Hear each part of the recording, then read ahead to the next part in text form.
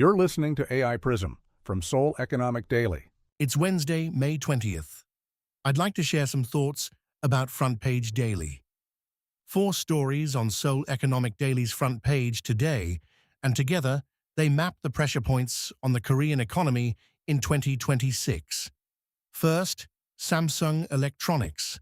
Labor and management negotiated past midnight at the National Labor Relations Commission in Seoul, 2 days before a planned general strike. They have agreed in principle to abolish the performance bonus cap, currently set at 50% of annual salary. What they have not agreed on is whether the formula gets codified into permanent policy. The union wants 15% of operating profit paid as bonuses written into the rules. Management prefers discretion. The NLRC chair said there is, in his words, some possibility of agreement. If talks fail, the government may invoke its emergency mediation power for the first time in 21 years. Second, Hyundai Motor Group went to Boston this week and laid out its humanoid robotics strategy to foreign investors.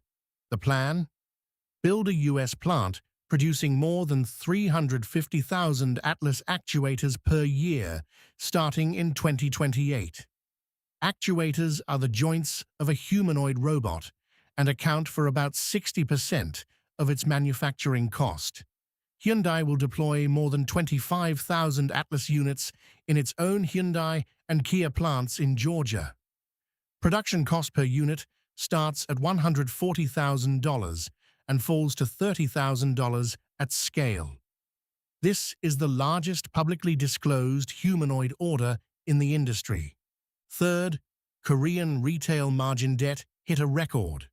Margin loans at Korean brokerages reached 36.4 trillion won, roughly $26 billion as of May 18th, up 33% from the start of the year.